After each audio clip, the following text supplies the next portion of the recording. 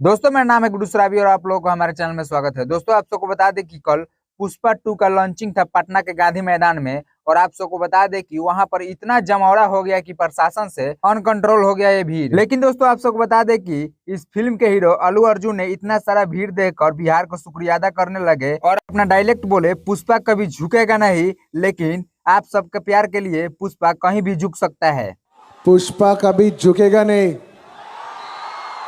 लेकिन आज पहली बार आपका प्यार के लिए झुकेगा।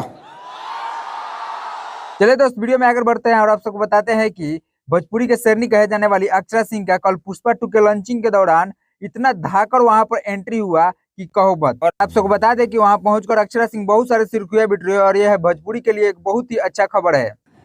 पुष्पा का आज ट्रेलर लॉन्च हो रहा है, वो भी हमारे बिहार में। पुष्पा समझ के फ्लावर समझाए क्या?